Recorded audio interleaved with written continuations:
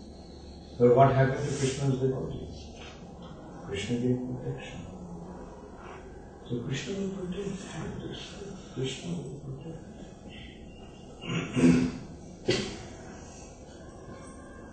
You know how Krishna protects? Krishna's Sudarshan Chakra is just guarding his devotees.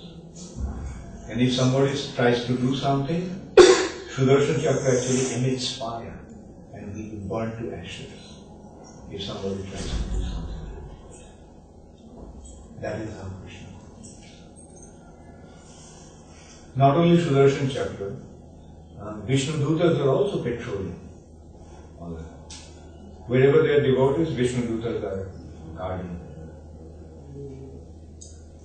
And if somebody tries to harm a devotee, the Vishnu Dutas immediately. Like, you remember what happened to Ujjain? The Jamadutas came, and just because Ujjain said Narayan, immediately Vishnu Dutas came. And they told the Jamadutas, get out of here. And Jamadutas were surprised, who are you?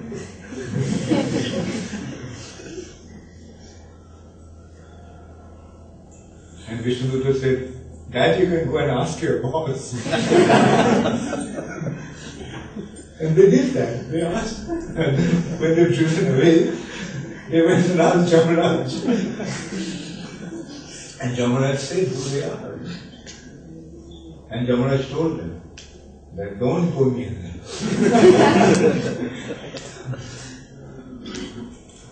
And whenever you see somebody chanting the holy name of the Lord, whenever you see somebody wearing Vaishnav Tila and Kantimala, Tulsi Mala, don't go near them. Offer obeisances from a distance and provide from there. So this is how the devotees are protected by the Lord. And his dutas, his Sudarshan Chakra, his associates.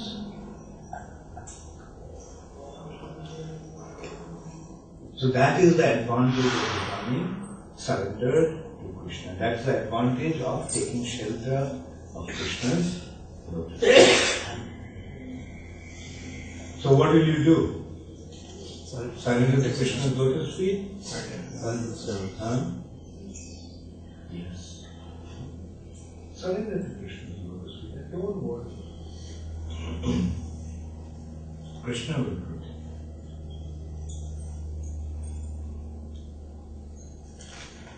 Krishna will take care of you.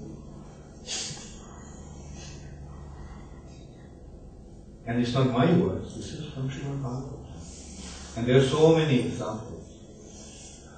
Prahlad Maharaj was protected so much. Now this Haridas Thakur was protected so much. Gangadas Pandit was protected so much. This is how the Lord protects his devotees. Thank you very much. Gaur Premanande.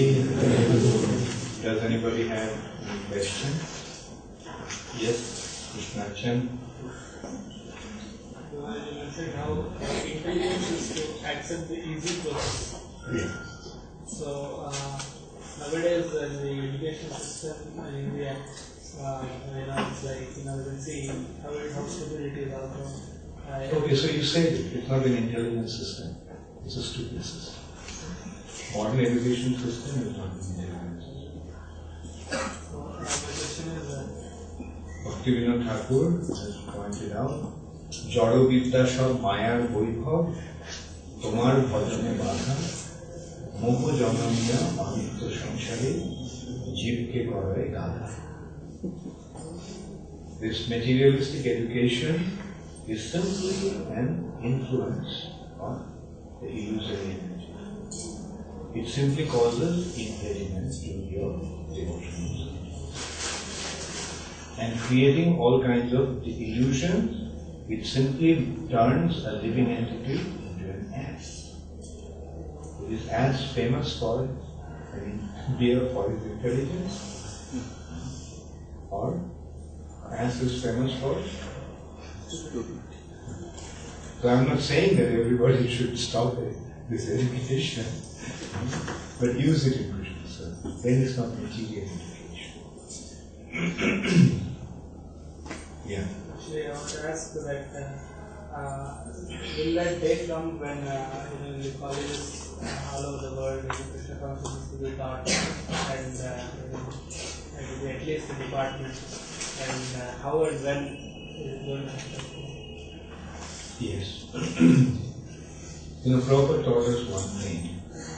Don't wait for somebody else to do it. You go ahead and do it. Whether one day will come when all over the world, the university will be teaching Krishna conscious education. That's what's the point of having such a pipe dream. Rather just consider what can we do. What am I doing? So try to educate whoever you can about this. And then maybe it will happen. And actually there is no need for such big arrangement for education. Education is, those who are interested, they can just come and study Srimad. Systematically, under the guidance of qualified teachers. We need a big university for study Bhagavatam. That is their creation, that's their arrangement. That is their money making scam. What do they learn there? Do they really learn that? I don't think they learn very much. And what they learn, they don't use. Often I think, mathematics is one subject, I hated it. But I was good at it. But when it went to higher mathematics, I couldn't relate to that. Trigonometry, calculus, I couldn't.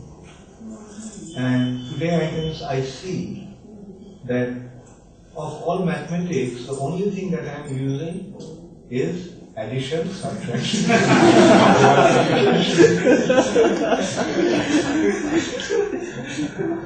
Even though I learned about the practical application of algebra, a simple formula like a plus b whole square is so I can graphically see that how a plus b whole square is a square plus b square plus 2a twice ab. But in real life, I don't see how can I apply it. Did anyone apply it? That's what. Say when you multiply, multiply 13, you can do that. Like you can divide it. 13 is 10 plus 3 is 10 square plus 3 square plus twice.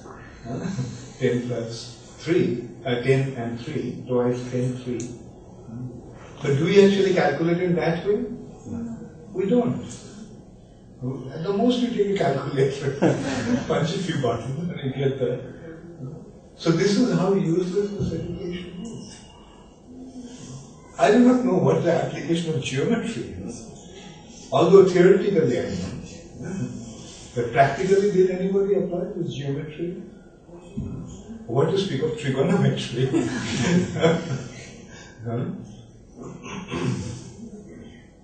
I was told that by trigonometry you can measure the mountain, Mount Everest. It has already been measured, so why should it?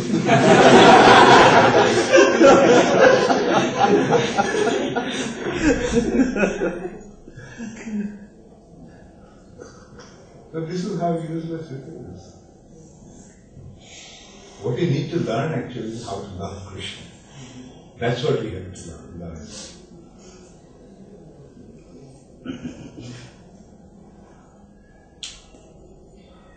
So this is how this whole education system, how useless this whole education system is. And Prabhupada used to very aptly describe that this is simply Sudra education. What this education is doing, big university, what are they doing? They're teaching you how to become a servant. Big deal. How to become a servant. And big degree means? Yeah. Big degree means? Big lazy servant. You have a degree, you get a seat, you sit down in an office and then you serve. You don't have a degree, you go into the street and rough it out and serve. So this degree, what they're doing is, they're just teaching you how to become a lazy servant. You don't have to do anything, others will do it for you. Why? Because they have a degree. Now the question is, then why are we encouraging our boys and girls to go and study? We're doing it because they don't have anything better to do. They have to do something. And we are sending them to the schools and colleges and universities. We are encouraging them to study. Because we are not able to engage them in the temple within our system. Therefore, we have to create the arrangement so that they can be engaged within our society. That's what we are actually trying to do. So that our children can be properly engaged in the service. Then they won't have to go to school and college.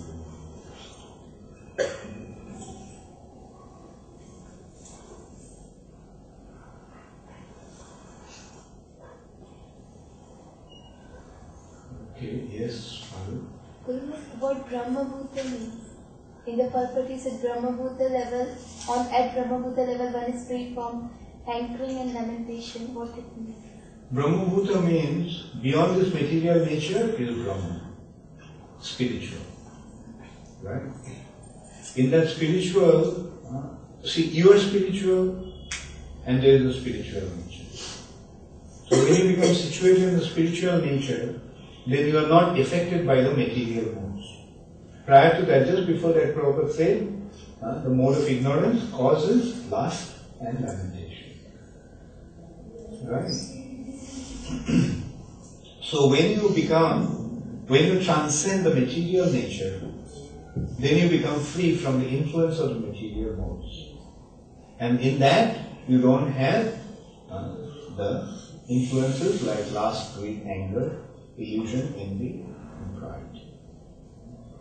So that stage, you are not affected by the material nature, but you become prasanna. Because you have become what you actually are. Right? So that is the Brahma Bhuta. Brahma Bhuta means in pure spiritual situation. Spirit soul is spiritual, and this Brahma Bhuta means spiritual life, spiritual realm, spiritual domain, spiritual region, spiritual sky. So when you become situated in the spiritual sky, then no sochati, no kamshi, no lamentation and no hankering. Right? But then when you go to spiritual nature, then what will you do then? When you become engaged in serving Krishna, then you transcend even this na sochati na kamshati platform and you become ananda, you become joy. Right?